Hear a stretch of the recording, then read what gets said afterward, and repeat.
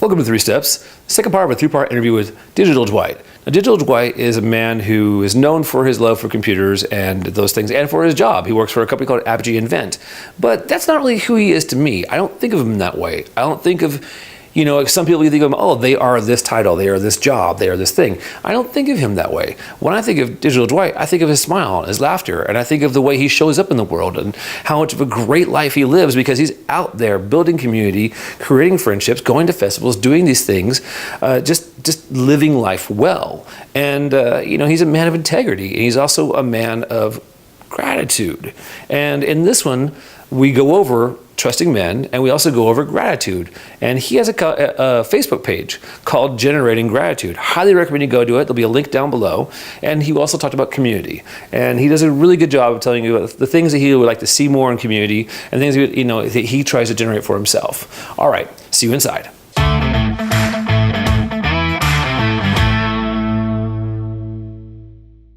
Did you always trust men?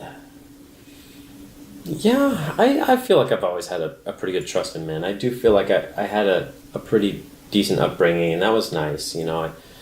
I feel lucky to have never had that trust completely broken or been completely manipulated or taken advantage of growing up. And I think that's where a lot of people's mistrust comes from, is maybe a childhood full of hardship. And like I said, my hardships were mostly just my own self-making, just physical bone breaking and just challenging myself to achieve more and do more and things like that. But yeah, I never really lost my trust for men, and I try to keep that even to this day. I've definitely been taken advantage of as an adult, as a businessman.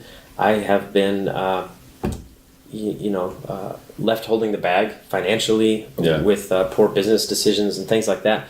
But I try to learn from the situation, and I think it's really important not to become jaded and not to become bitter. Yeah. And to continue to trust people, because once you become jaded and bitter and you lose that trust for men, then it's just a downward spiral, I think, because most men do deserve your trust, and so you can't let a couple bad apples destroy your trust for all the good apples that are out there. I think you touched on basically this concept of gratitude. Other people have dealt with more adversity than me, and more pain and suffering than me, and that's a good way to put things into perspective. And I have this Generating Gratitude group where I'm trying to teach people to generate more gratitude, and it's definitely a good way of dealing with pain and suffering and uncomfortability. Is just replacing that with gratitude. And so, for example, there's so many people in this world that are suffering. I mean, compared to 99% of the world, just to be a middle-class American, I mean, we're living like kings, really. Yeah. And we should be grateful for that we have our basic needs met with regards to food and shelter. And I don't have to worry about where I'm going to get clean water tomorrow and things like that.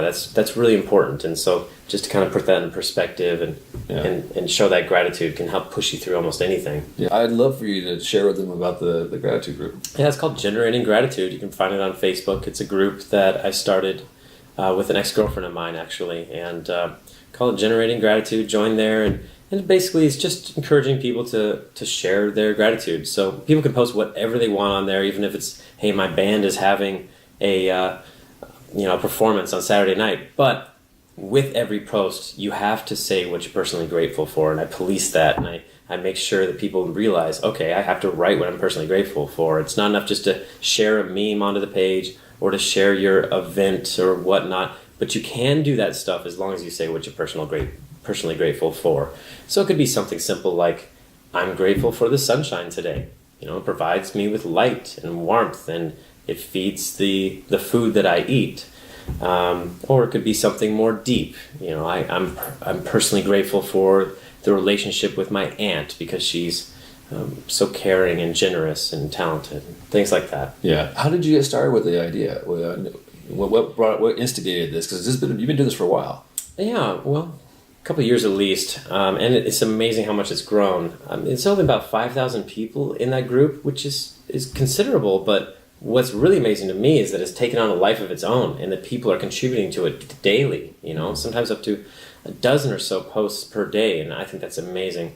it originally got started with that girlfriend of mine, and her and I dated for many years, and we talked about this concept, and we talked about if I was going to write a book, what would the topic be, and what is a driving principle in life that helps people deal with adversity to help keep them motivated, and gratitude is there.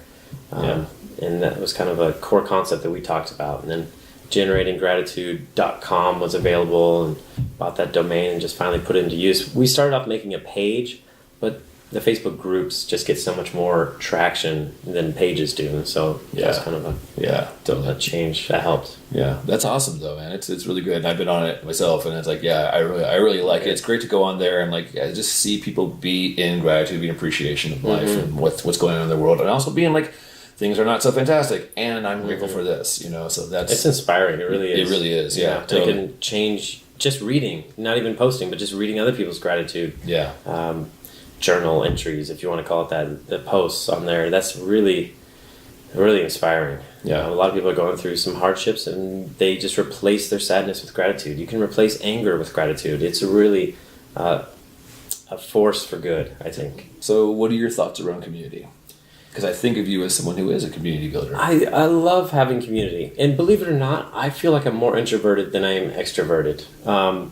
But I have told me this before, and it's hard to believe. But then again, I do know you to be quiet and also like duck out sometimes. And I don't know if that's because you're like, I have to do work, or if it's because you just I need definitely. I'm in my head a lot, and I have a strong internal dialogue, and oftentimes when I'm around people, they're constantly talking, or I have to be entertaining them, and so I never really get to catch up with myself, and I'm constantly derailed in my thoughts when I'm around other people, because if there's silence, people feel like it's uncomfortable and awkward, and so we have to have small talk, and so for those reasons, I do like to have a lot of alone time, and so you'd think, maybe Dwight's not really about community, but I am. I'm very much about community, and mostly it's on the weekends.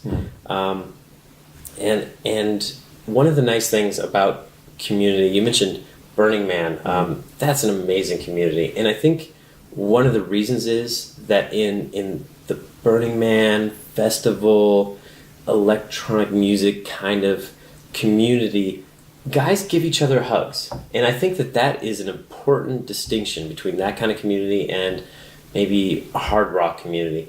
Although I think that this is happening more and more in all sorts of different communities, and I think that's a good thing to look for in a community. Can you give your friends hugs? Can guys walk up to other guys, strangers, meet them, and give them a hug?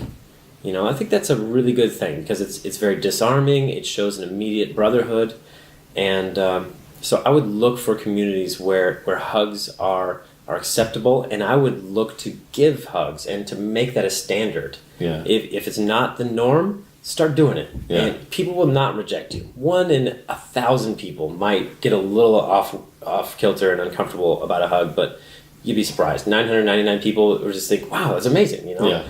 Better than a handshake. Definitely more loving and giving and disarming and authentic. So look for that in your community. Cultivate that in your community. Hugs between bros, I think. That's a big one. What is it about community you value? And how do you personally go about building community?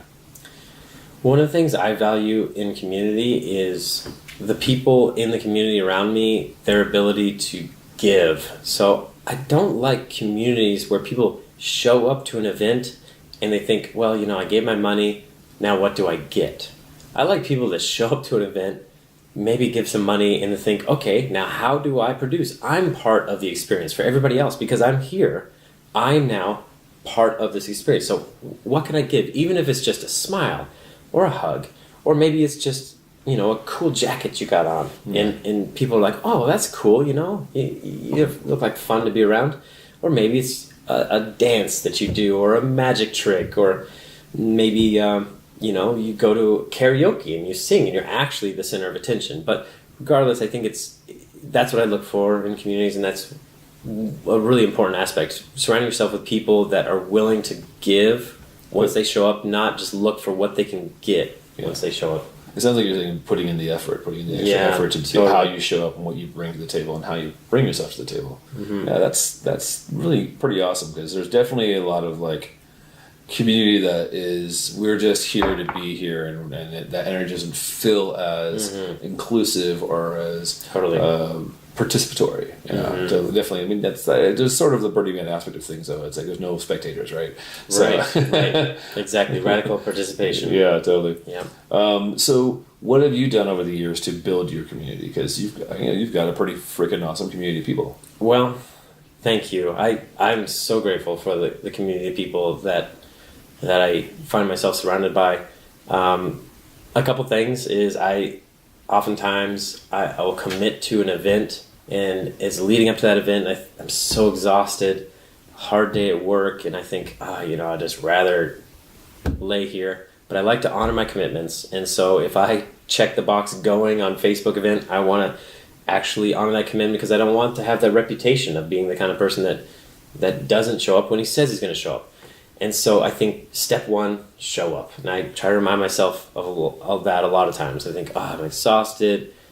I don't know what to wear. I don't know where it is. I don't want to spend the money and all of this. But step one, just show up. Everything flows from there. You show up, your community's there, and then after you show up and people see you showing up, that builds community, because you start to have that consistency. People can come to rely on you to honor your commitments, and they can rely on you to be where you said you were going to be. That's a big aspect, I think. Yeah, building community, showing up, and just putting in the effort. Yeah. So where did you get the value for being your word and showing up, and like, how did you come to value that, and why is that important to you? Is that part of being a man? I think that's part of being a man, yes. I think it's really important to remember that it's a small world. There's 7 billion people, but really, if you think about it, you're going to run into the same people over and over. There's a whole part of the world that you'll never probably see. If you're going out to listen to the same type of music, or even eat the same type of food, or go camping, you're going to end up running into the same people over and over. So your reputation is paramount. It's super important to remember that it's a small world, and that if you aren't an authentic person to yourself, if you aren't true to yourself, then that's going to spread, and people don't respect that. So yes, it's important to be, in order to be a man, to be authentic, and to show up and to honor your commitments, and to remember that it's a small world, and that your reputation is going to spread very fast.